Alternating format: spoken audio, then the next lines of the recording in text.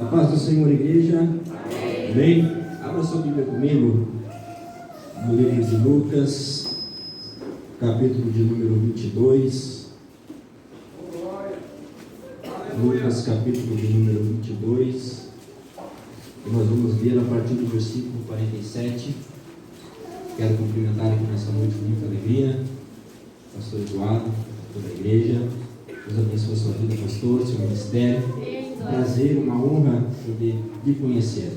Deus abençoe também a todo o corpo de obreiros, a pessoa do seu segundo encarregado, seu companheiro, o irmão Celso, pregador da palavra de Deus, o Marcelinho, o amigo irmão Fábio, seu companheiro, que ele estava no ano passado, na juventude, e aos nossos queridos amigos coordenadores, o irmão Diego e o irmão Jonas, juntamente com a sua família, com as suas esposas.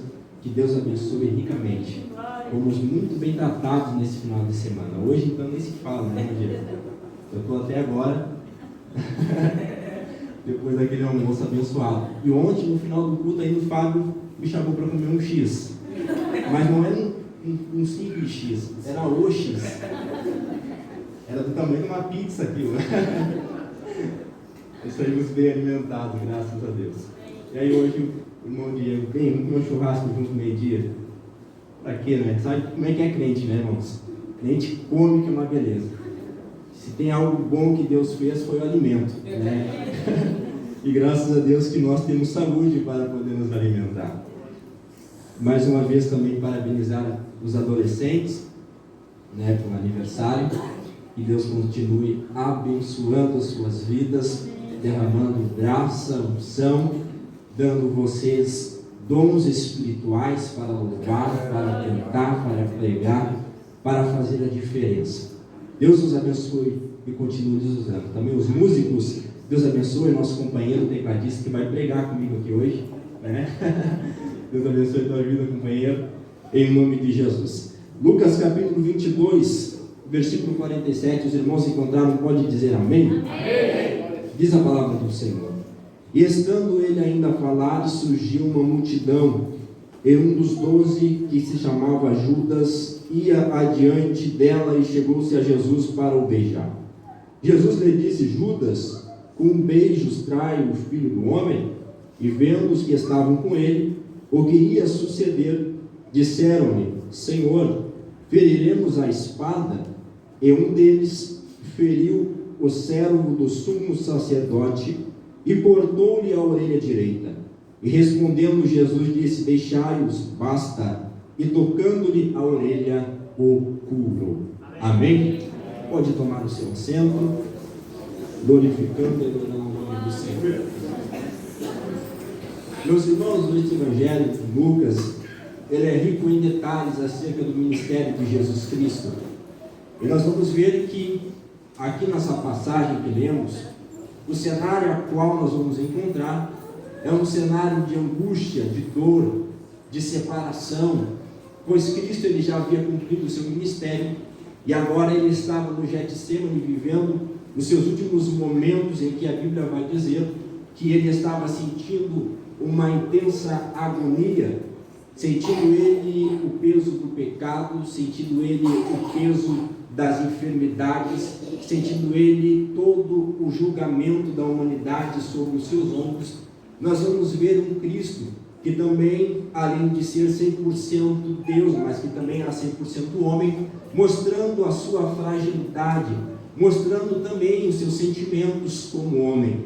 Nós vamos ver Jesus diante de uma situação totalmente delicada, pois estava sobre ele a responsabilidade de pagar um preço pela humanidade. Esse Cristo nós vamos encontrar aqui no capítulo 22, ele chegando a dizer ao Pai: se possível, Senhor, afasta de mim esse cálice de dor, esse cálice de angústia, esse cálice de pecado que vou beber por causa dos erros da humanidade. Mas, ao mesmo tempo que ele fala para que pudesse ser afastado esse cálice diante de si, nós vamos ver também ele dizer: Senhor, todavia, seja feita a tua vontade e não a minha. Ora, Jesus estava ali. Nós vemos que agora vem Judas diante de uma multidão, com o sacerdote Caifás, a qual nós vamos ver que eles vêm na intenção de prender a Jesus Cristo. Judas, ele vem até Cristo e com um beijo, significando que era aquele a quem eles deveriam prender. Naquele exato momento, se cumpre aquilo que Jesus havia dito, que com um beijo ele seria traído por alguém que andava com ele, que estava com ele todos os dias. Ora, nós vamos notar que ali Pedro, que estava juntamente, a qual não diz aqui no livro de Lucas, mas você vai poder encontrar no livro de João, Pedro puxando da sua espada e ferindo o servo do sumo sacerdote. Ora, Pedro estava vendo o seu mestre sendo preso. Pedro ele estava vendo o seu mestre agora sendo levado para ir até o Calvário e ali pagar o preço pelo pecado. No entanto, Pedro, no intuito de defender a Cristo, ele agiu energicamente, puxa da sua espada e fere o servo do sumo sacerdote, cortando-lhe a sua orelha direita. Nós olhando o texto, até mesmo às vezes numa leitura, passamos os nossos olhos diante daquilo que nós falamos e lemos e passa muitas vezes desapercebidos na riqueza de detalhe e profundidade que há nessa passagem bíblica. A Bíblia ela é cheia de virtudes, ela é cheia de riquezas, e ela precisa ser analisada, ela precisa ser estudada, ela precisa ser apreciada. Não é em vão que a palavra do Senhor diz que nós devemos meditá-la de dia e de noite, pois ela não é um simples livro apenas para lermos, mas para meditarmos e alimentarmos o nosso espírito. Agora, se nós formos olharmos aqui nesse detalhe, a qual nós vamos ver que esse servo desse sumo sacerdote, ele tem a sua orelha direita arrancada. Me chama a atenção que o escritor, ao escrever, ele nos traz detalhes de qual foi a ação, de que maneira aconteceu e qual orelha foi arrancada. Ele faz questão de dizer que a orelha que foi arrancada, que foi decepada, foi a orelha direita daquele rapaz. Se nós formos prestar atenção, esse rapaz que teve a sua orelha direita arrancada, o texto vai nos dizer que ele era servo do sumo sacerdote. Ora, quem era o servo do sumo sacerdote? Era alguém que almejava um dia ser um sacerdote. Era alguém que havia se preparado a vida toda, que havia dedicado tempo, que havia dedicado a sua vida, cada momento, para um dia então cumprir esse ato tão sagrado de exercer o sacerdotal. Notemos que ele, desde criança, se preparou, se dedicou. Isso nós vamos ver segundo a cultura judaica. Ele se preparava dos 5 a 8 anos de idade ao estudo, ao aprendizado da Torá. Aprendiam acerca da lei, se desenvolviam, absorviam o necessário para que pudessem exercer e ser futuramente um sacerdote. Ora, ele tinha sonhos, ele tinha projetos, ele tinha tudo o que precisava para ser um sacerdote. Agora, meus irmãos, para ser um sacerdote não era muito fácil e nem tão simples como parece, pois para ser um sacerdote deveria ser alguém totalmente separado, totalmente santo, alguém que não houvesse defeitos, que não houvesse falhas, alguém que se apresentasse irrepreensível, alguém que fosse totalmente dedicado e alguém que prestasse o seu culto diário ao Senhor. Era por isso que eles aprendiam a lei, era por isso que eles mergulhavam na Torá, era por isso que eles dedicavam cada momento da sua vida, porque eles sabiam do chamado que lhe esperavam lá na frente. Tanto é verdade que nós vamos ver o Senhor dizendo para Moisés, por intermédio de Arão, que aquele que quiser apresentar o pão diante do seu Deus, não pode haver falhas, não pode haver defeitos, ele tem que ser alguém totalmente puro, ele tem que ser uma pessoa perfeita, para que possa se achegar diante do Senhor, pois entrar no lugar santo não era para qualquer um, entrar no lugar santíssimo também não era para qualquer um, tinha que ter uma vida separada, tinha que ter uma vida consagrada ao Senhor. Notemos então, meus irmãos, que o sacerdote, estando ele então a cumprir a sua missão, ele deveria prestar algumas atividades ao Senhor para entrar no lugar santo. Mas é importante eu dizer aqui, acerca desse moço, a qual a Bíblia nos está apresentando ele como servo, que faltando-se aproximadamente 1 ano para ele se tornar um sacerdote, ele deveria se tornar primeiro servo do sumo sacerdote, porque nós devemos, antes de qualquer coisa, de qualquer atividade, de qualquer exercício, de qualquer cargo que nós vamos ocupar, aprender a servir primeiro. Nós devemos sim aprender a servir, e era justamente isso que esse moço estava fazendo, servindo, porque só poderia ser um sacerdote quem antes primeiro servisse. Só pode ser pastor, só pode ser obreiro, só pode ser pregador, só pode ser levita, alguém que primeiro aprendeu a trajetória, o caminho, o trilho a ser trilhado, para que possa então valorizar aquilo que o Senhor lhe colocou nas suas mãos. Então, como servo, ele andava com o sumo sacerdote, aonde o sumo sacerdote ia, ele ia também. Tudo que o sumo sacerdote fazia, ele fazia também, para aprender, para se moldar, para se aperfeiçoar, para não cair de paraquedas. Para que os irmãos entendam uma coisa: aqui estão homens e mulheres de Deus, como também tem adolescentes, que estão trilhando um caminho. Hoje eles estão aqui, amanhã eles estarão aqui. Hoje eles aprendem, hoje eles se moldam, para depois estar na frente de uma igreja, estar na frente de uma liderança, estar diante de uma atividade, a qual o Senhor, assim como colocou na mão do pastor, colocou na mão dos obreiros exercerem. É um processo, e esse processo todos nós devemos viver, aprendermos a sermos servos. É por isso que nós vamos ver no livro de Levítico a palavra do Senhor dizendo que o fogo arderá continuamente sobre o altar e não se apagará. Ora, se o fogo tem que arder continuamente e não pode se apagar, alguém tem que cuidar desse fogo, alguém tem que manter esse altar aceso. E nós vamos notar que quem tinha a responsabilidade de manter o fogo do altar aceso era o servo do sumo sacerdote. Era ele que cabia a responsabilidade de ir lá cortar a lenha e alimentar o fogo. Era ele que tinha a responsabilidade de todos os dias manter aquele fogo aceso, para que ele não se apagasse. Ora, nós estamos aqui nessa noite na qualidade de servo, e como servo nós devemos manter o nosso altar sempre aceso. Como servo nós devemos todos os dias cortar a lenha, colocá-la nos nossos ombros e alimentarmos o fogo, para que ele não se apague.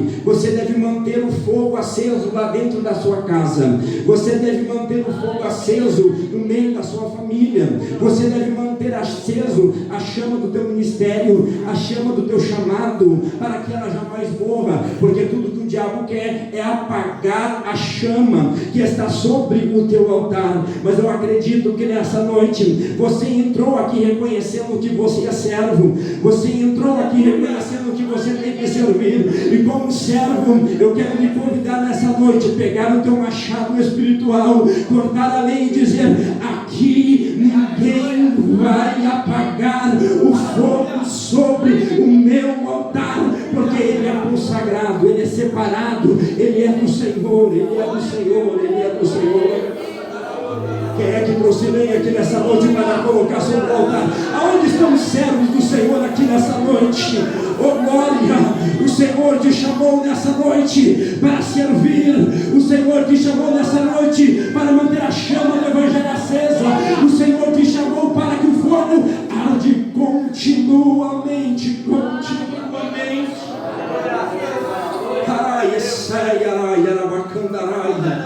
Oh glória! Aleluia!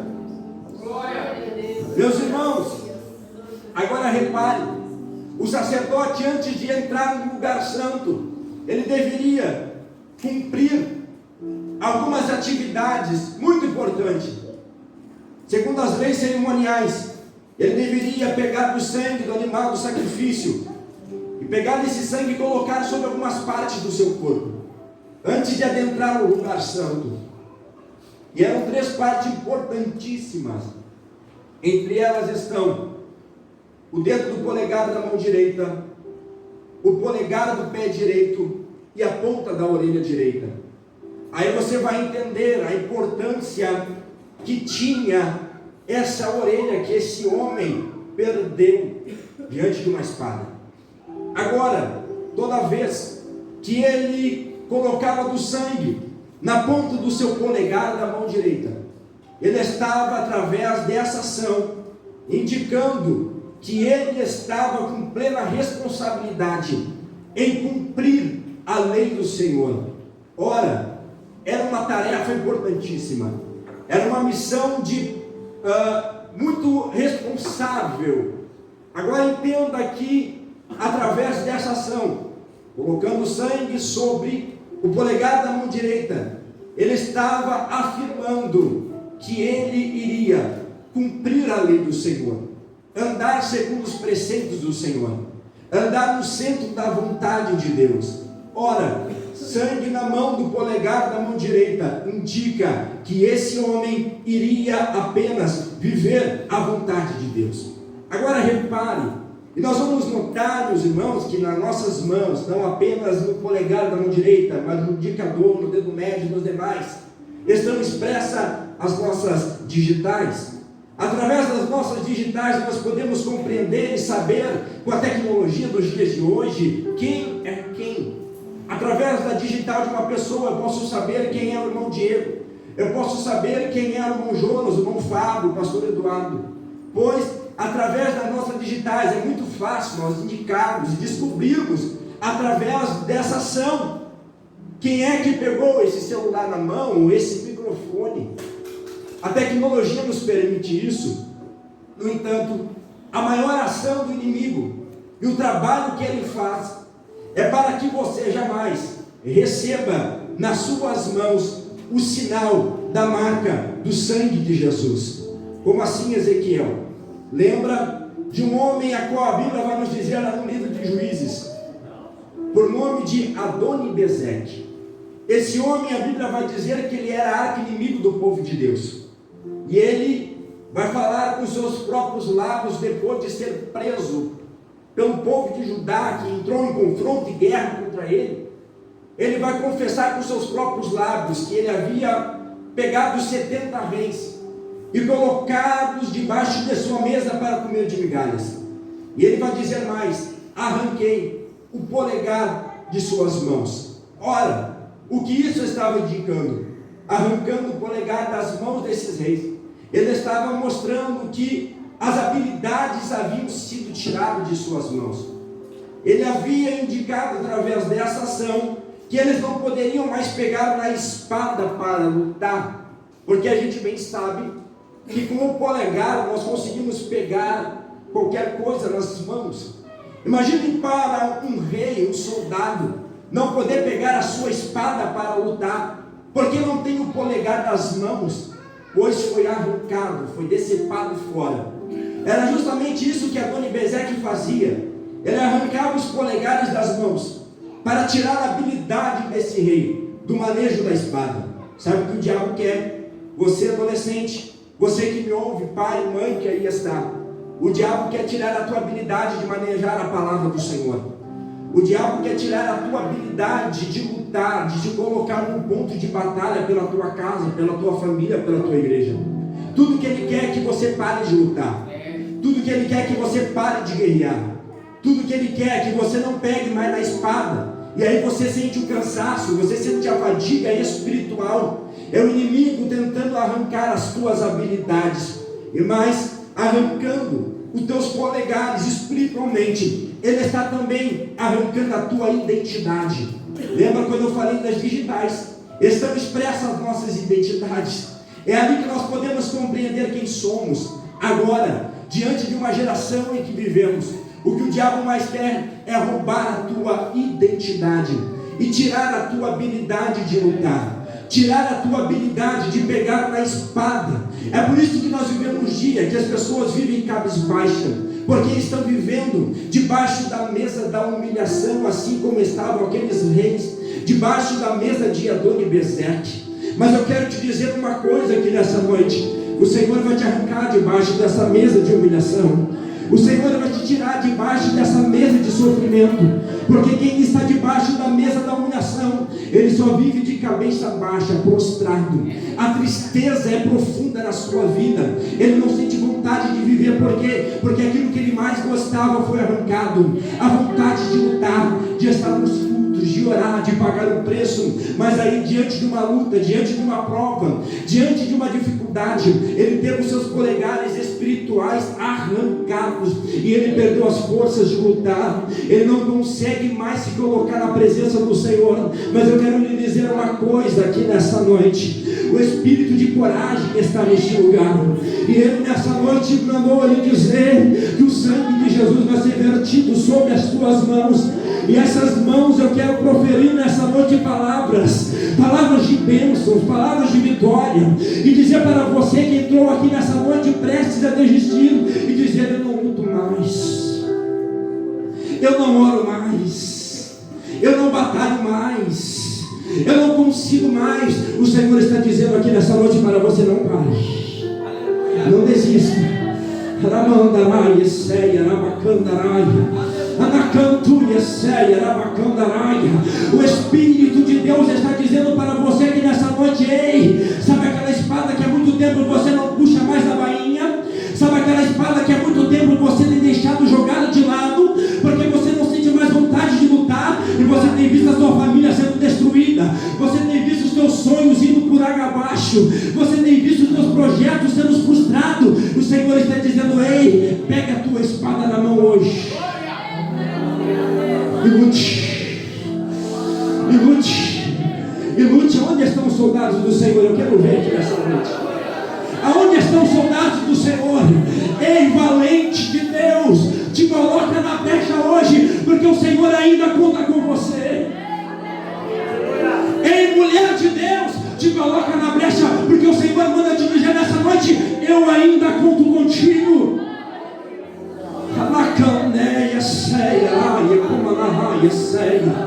Oh glória!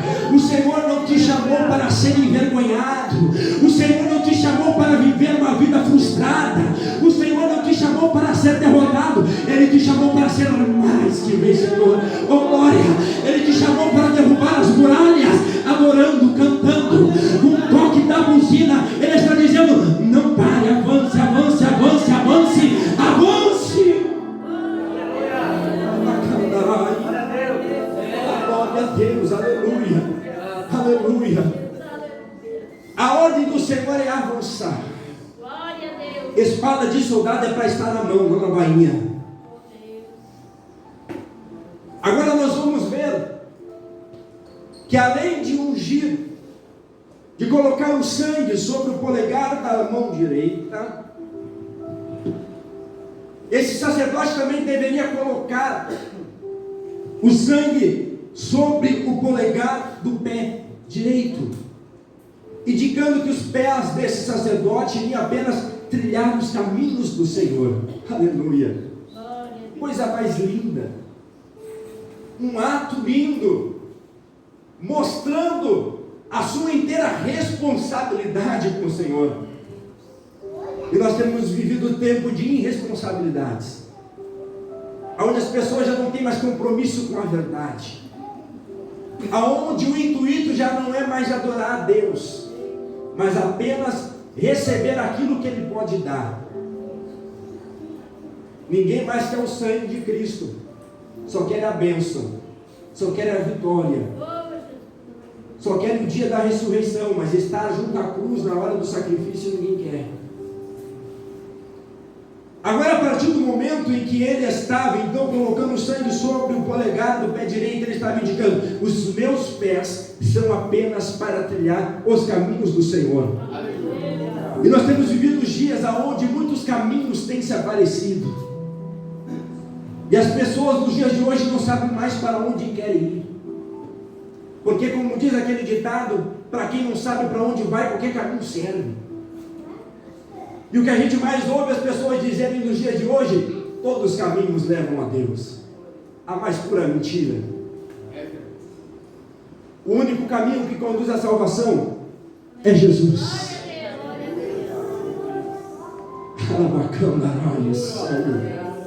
Eu não sei, eu não conheço a tua vida, você que está, quem sabe, pela primeira, segunda ou terceira vez aqui.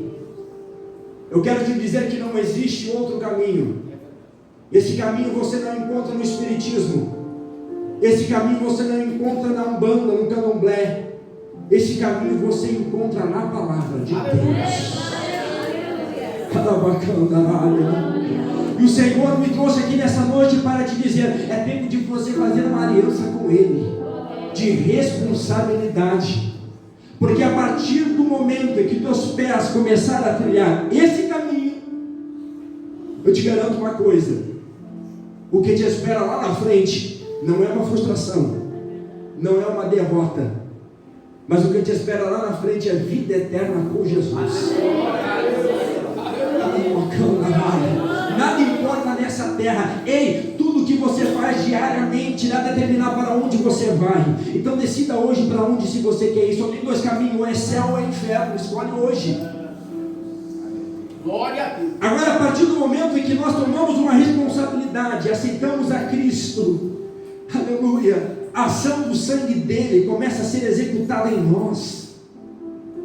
E notemos que sangue no polegar e dos pés, ele não apenas indica o compromisso em andar no caminho do Senhor, mas é importante eu lembrar aos senhores que me ouvem, que nos pés está a estabilidade do corpo, o equilíbrio. Já pensou? Correr sem os polegares. Nós dependemos dele para manter a nossa estrutura corpórea em pé, manter o equilíbrio, não cairmos, não tropeçarmos. Então, a partir do momento em que nós temos a plena responsabilidade com o Senhor, a gente traz para a nossa vida equilíbrio, sustentabilidade para o corpo, firmeza. Aleluia. Agora, falando acerca desse rei que nós acabamos de citar por nome de Adoni-Bezeque, além também de ele arrancar os polegares das mãos, ele também arrancava os polegares dos pés dos reis. Agora você imagina 70 reis debaixo de uma mesa comendo de migalhas, sem os polegares das mãos, indicando que não poderiam mais lutar, pegar na espada, mas também sem os polegares dos pés, ou seja, sem equilíbrio, sem sustentabilidade para o corpo. Nós temos visto aí fora muitas pessoas destruturadas, famílias sem estabilidades.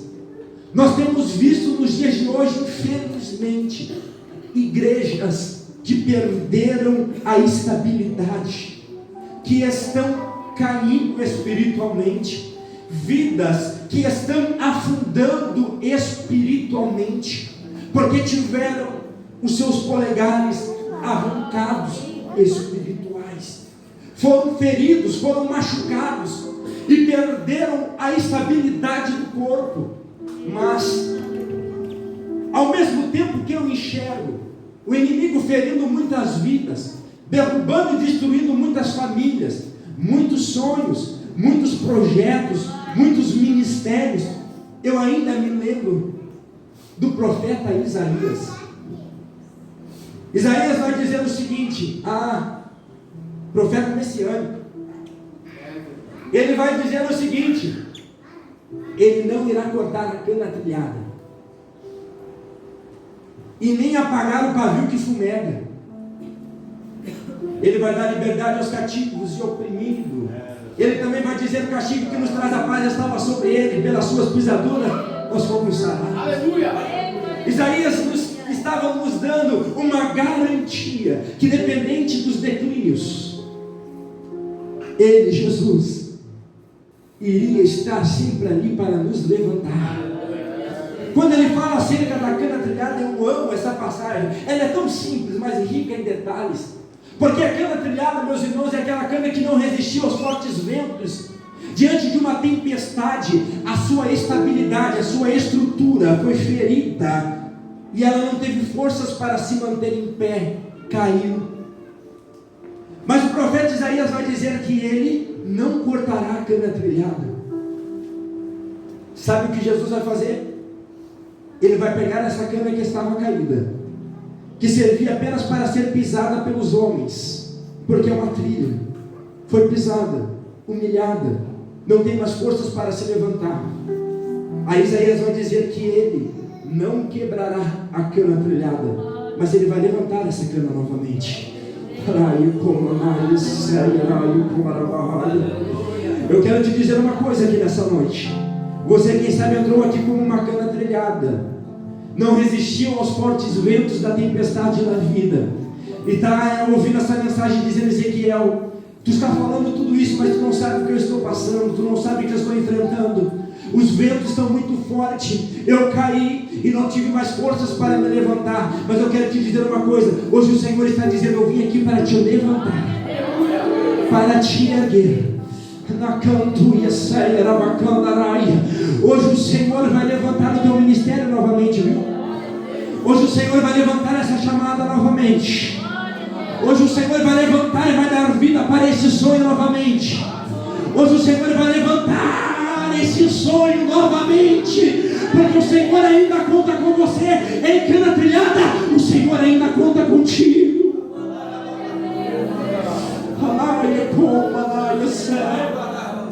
O Senhor conta contigo. Ele vai te arrancar hoje desse sofrimento.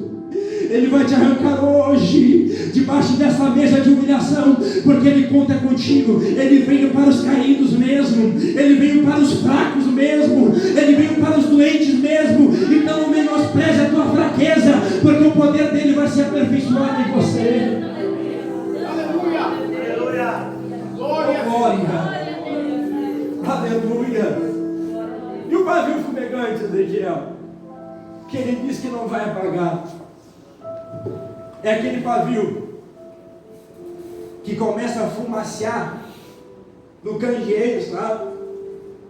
Era colocado o azeite, só que quando ele estava acabando, começava a fumacear, e gerando ele fumaça. Você sabe, fumaça ofusca a visão, ardência nos olhos.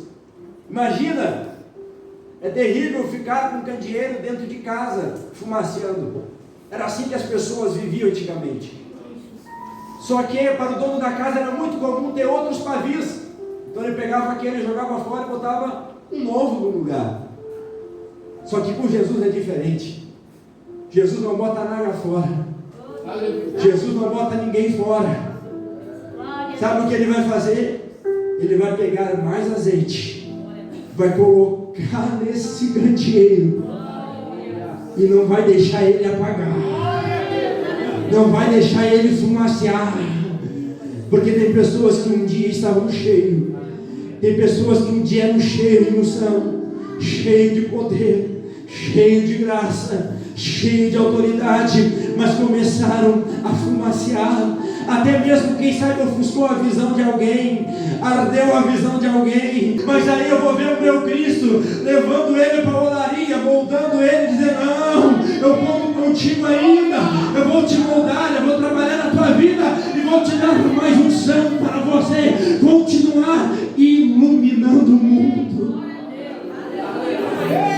Na cantuia séria, na cantada, ele me como na esséia, na cantuia, na esséia, na cantuia, ele me cantuia, na cantuia, ele me cantuia, séria, cantua na cantada, na cantuia, séria, ele me como na cantuia, na cantuia,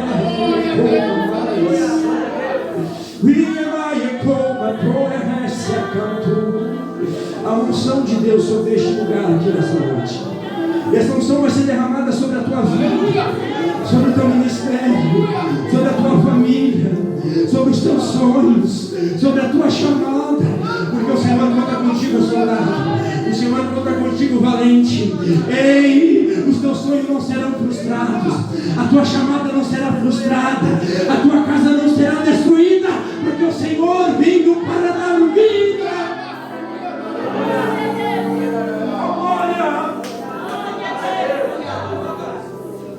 Aleluia. Glorifica o nome do Senhor. Fica à vontade. Fica à vontade para adorar o nome do Senhor. Fica à vontade para glorificar o nome dele, porque ele é o dono da festa. E ele está aqui nessa noite para te levantar. Ele está aqui nessa noite para te capacitar. Ele está aqui nessa noite para te curar. Ele está aqui nessa noite para te encher. Ele está aqui nessa noite para dizer: filho, não pare. Ele está aqui nessa noite para dizer: continue lutando. Ele está aqui nessa noite para sarar as tuas feridas. Ele está aqui. E Ele está dizendo: eu estou contigo. Não temas, não temas, não temas, não temas, não temas, não temas.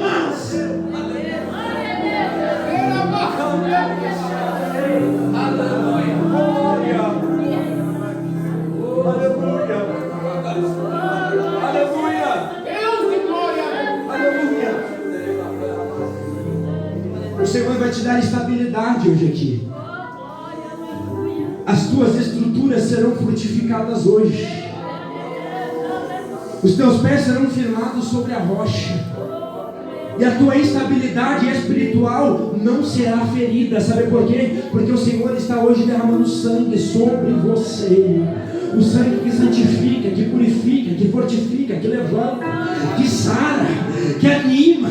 Oh glória!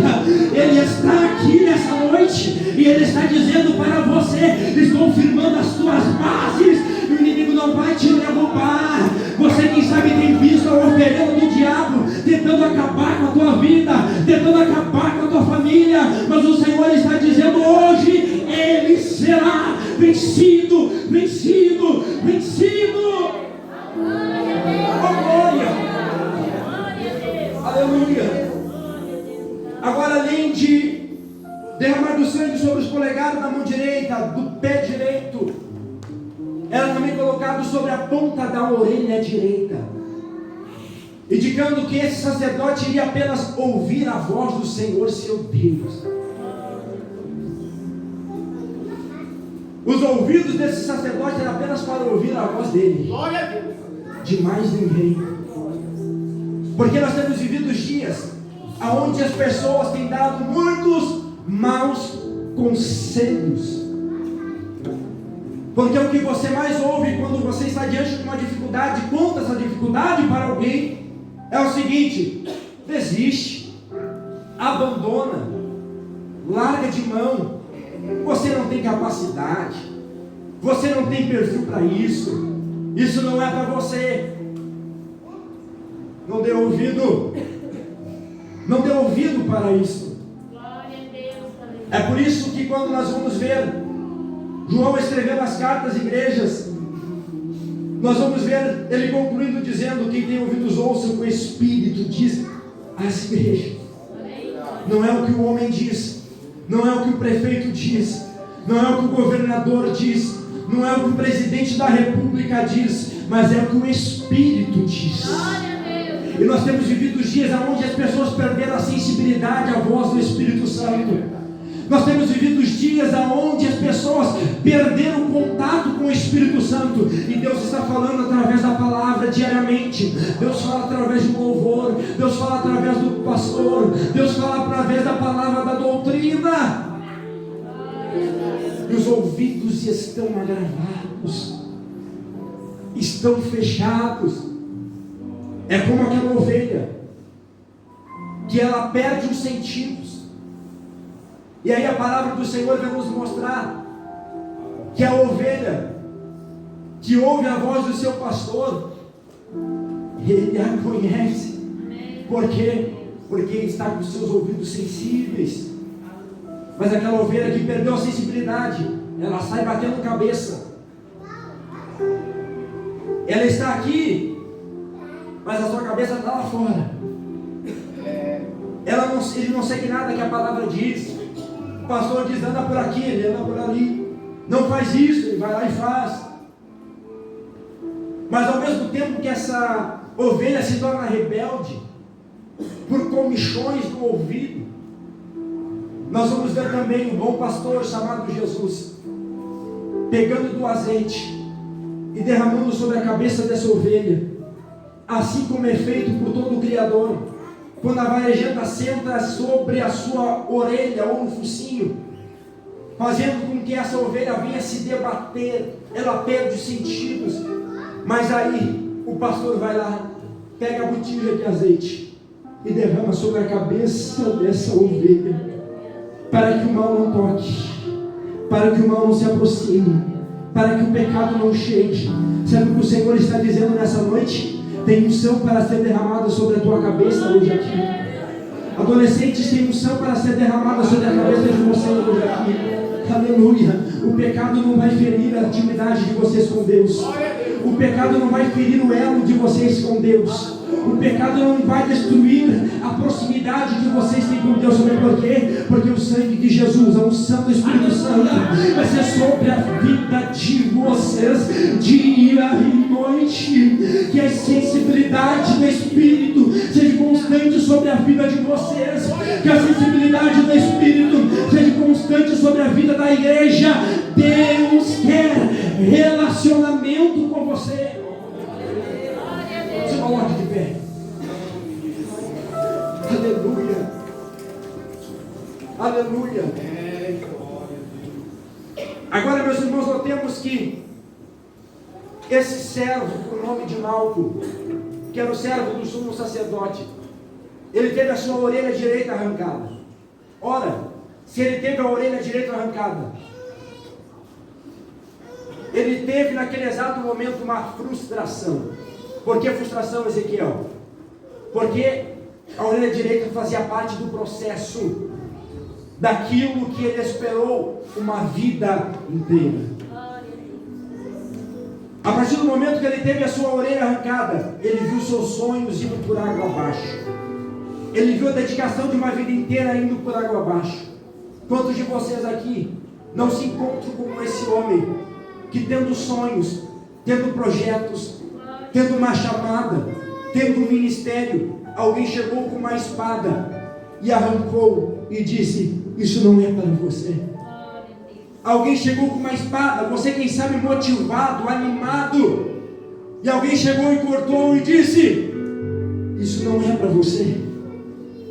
Mas ao mesmo tempo que alguém te fere, do outro lado vem Jesus, com um sonho na mão, dizendo: se o homem destrói, eu estou aqui para reconstruir. Se o homem destrói, eu estou aqui para restituir. O Senhor vai restituir sonhos aqui nessa noite. O Senhor vai restituir chamadas aqui nessa noite, ministérios, dons. O Senhor vai restituir a tua casa hoje aqui. O Senhor vai restituir a tua família hoje aqui. Oh, glória! Aleluia! Ei, por mais frustrante que seja os momentos de sofrimento que você passe, entenda uma coisa: para que o teu sonho se concretize, para que a tua chamada se torne realidade, para que você alcance sucesso ministerial na tua família, na tua casa, nos teus negócios, entenda uma coisa: primeiro ele tem que passar pelas mãos do Senhor. Nem que for preciso você, o vereador da perca, nem que seja preciso você ver cair ao chão aquilo que você sonhou. Mas entenda uma coisa: tudo que você sonha, tudo que você planeja. Ei, adolescente, vocês têm sonhos, vocês são novos, assim como eu, tenho 22 anos, tenho muitos sonhos, muitos projetos, mas entenda uma coisa: tudo isso primeiro, antes de tornar realidade, tem que passar pelas mãos do Senhor. Tem que passar pelas mãos do Senhor. Aleluia. E eu quero nessa noite fazer um convite para você que entrou aqui e ouviu essa palavra, e que sentiu que essa palavra falou com você. Você não crente, não evangélico, que vem pela primeira ou segunda vez, eu quero orar por você. Eu quero te convidar a sair do seu banco agora e vir aqui à frente. Mas não venha sozinho, traga a pessoa que está do seu lado. Ezequiel, o que eu devo fazer? Você vai pegar esse sonho, essa chamada que quem sabe está engavetada, essa promessa que você ouviu tempos atrás, e vai trazer diante do altar do Senhor. E os obreiros, juntamente comigo, iremos orar. E eu quero nessa noite ministrar a unção e a graça do Senhor sobre a tua vida.